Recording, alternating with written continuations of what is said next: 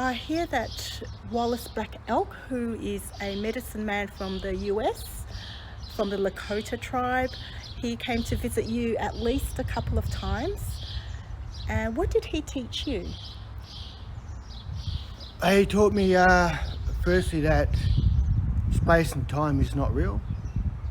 Space and time is a construct of being human.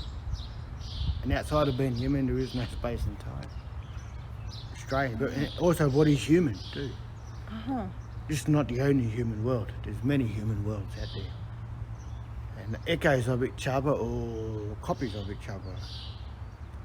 And one of the most important teachings that Grandfather Wallace had taught, because we shared a ceremony in the early 90s, and my father was at that ceremony, and the last 3 people to come out of this sweat lodge was Grandfather Wallace Black Elk of the Oglala Sioux, my father, and myself.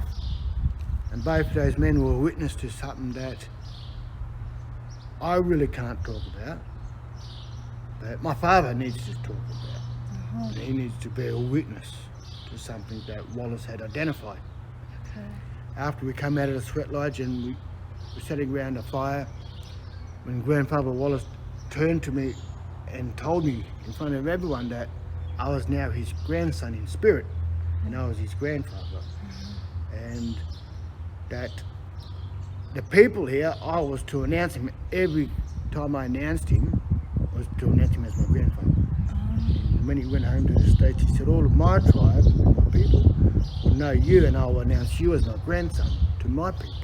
Okay. So we create that kinship system or kinship connection with the Oglala Sioux. And he taught me about a sense of humour and how that is power against dark forces. So we use that, we've got to keep the sense of humour alive, and people look at me like, you're not taking life serious enough. And I tell them, you wouldn't like me serious. Like you wouldn't like me angry. I use a sense of humour because it keeps me light, it keeps me happy, and it keeps others happy. And if people aren't happy with my sense of humour, they're very dark, nasty beings who we're going to be punished for it. And not by me, just punished by their own karmatic response to what the universe is going to do to them. Okay. But also there's only one true language in the whole universe, and people always ask intention, but it's not intention, because the intention is the child of desire. Desire is the first conceptual emotion in the whole universe. Because without desire, there's nothing. This world desired to exist. The birds desired to be and fly. They didn't intend it, they desired it. And so intentions are just a byproduct of desire. Desire is the root of existence, whether it's a thought or an idea. And both of those things are dangerous. Thoughts and ideas are both dangerous without wisdom applied. So wisdom is very important. Yes. And, how did Wallace Black Elk know about you to come and see you?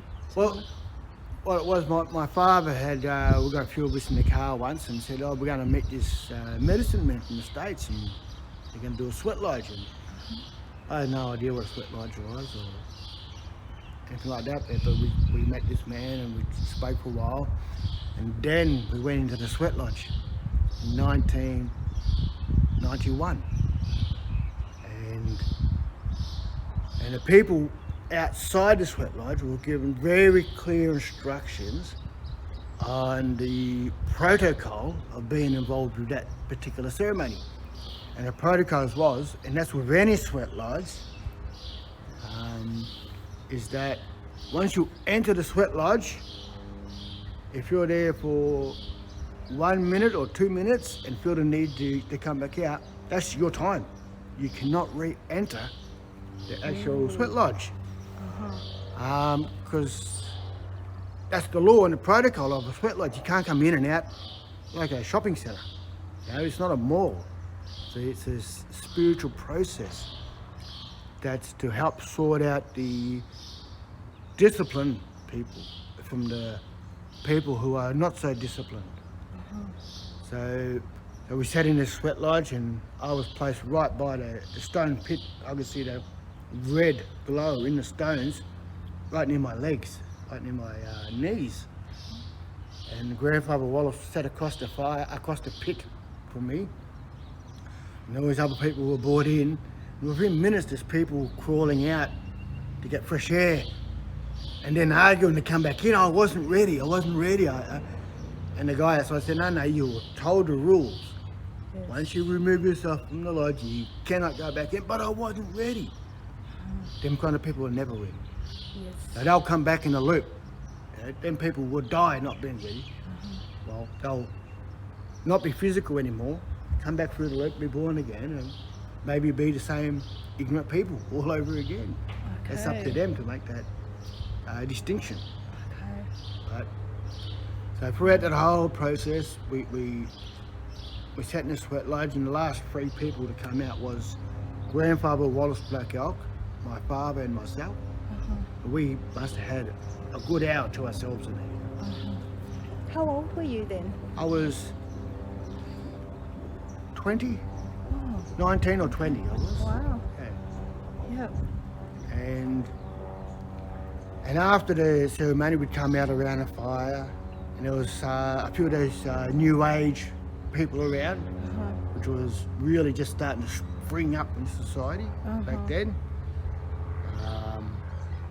And when this very beautiful, peaceful medicine man had put his arms around me in front of all these people and said, "Now you are my grandson, and you are my grandson. I am your grandfather. You must tell people this, and I will tell people." And when I looked around the fire, because he announced it publicly in front of people, to point out the lesson about the New Age philosophies on how dangerous they are to humans. Right. And the word New Age means that. New Age is the New World Order, the New Age philosophies. They're part of the New World Order. Okay. And it took me a long time to get to that, to understand that. What's dangerous about the New Age? Well, firstly, there's a lot of old world spiritual processes. When they hit the Western world, they become augmented and twisted to suit someone's own personal agenda. And one of them is Buddhism. Yeah, so listen up, because the Western practitioners of Buddhism at the time have been hateful, jealous scum. Like, I had this westernized Australian woman like snarling at me, looking down her nose at me, wearing the Buddhist robes with Blundstone boots on, doing that, and giving me dirty looks because I was being doted upon by members of the public. "Oh, that's Brendan. Oh, Brendan." It's like, Right. I thought, oh, that's dangerous. What was that? I thought, oh, we'll come back to that one day and find out why. And just through life experience, that one of their philosophies, I believe, is equal spiritual potential. And that's a flat out lie. It's not true. There is no such thing as equal spiritual potential. And for those who want to debate me, just do it. I'd love a debate on all of these matters, because debates allow us to bounce off each other to a point where we can learn more and more and more as time goes on. So what I mean by there's no such thing as equal spiritual potential, it's not everyone on earth is a great singer. We know that. Yeah. Yep. If we had equal spiritual potential, everyone will sing like an angel. Everyone will fight like a warrior. Everyone. Or everyone would be exactly the same. But we're not the same. Okay. We are multi-diversity. Yes. A multi-dimensional, diversified human construct on the planet.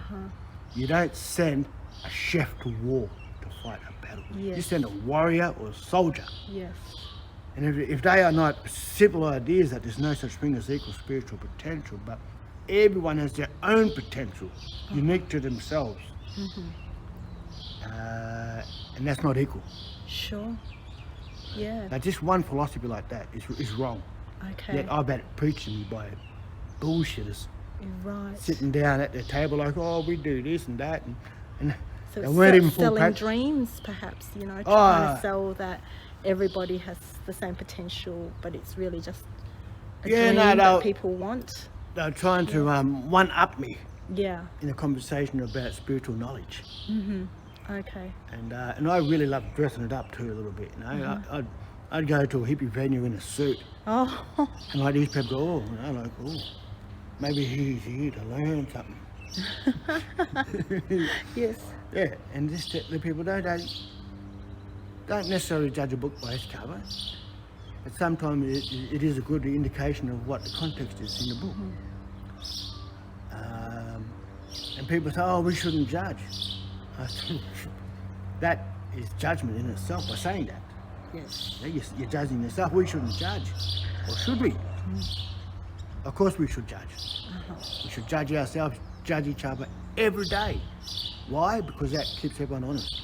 And this idea that we shouldn't judge each other was an allowable lie by the elite evil in the world. So you didn't judge them by their actions. And that's what they spread the word, don't judge, Yes. while they're raping the planet. Don't judge while they're raping people. Don't judge while they're just slamming the earth for their own purposes. Okay. And really to hold us all back and hold us down from the ascension process. Okay. The ascension process is a spiritual metaphysical process that's happening. When I say metaphysical, it's spirit and physical combined into one. Because it's not just about the spirit, it's not just about the physical, but it's also the way to ascension is through your heart. That's the only place you're going to get it. The head is full of nonsense. And I've had the best teachers too at the same time, like with the Grandfather Wallace Black Elk.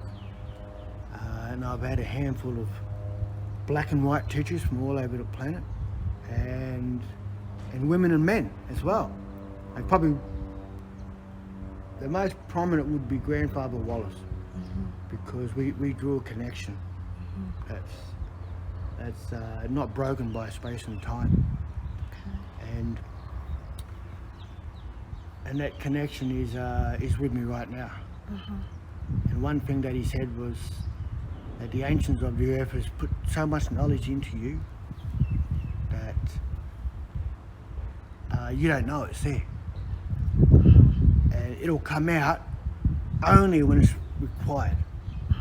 So when the energy and the vibration says that this today needs a certain energy or needs certain words spoken, then it will automatically come out. I don't know where some of the stuff comes from. I sort of do, because they told me it's all inside you, but you don't have the control over it. It'll be automatic, free-flowing, and required by intuition, not by any other force. Okay. Great. Wow.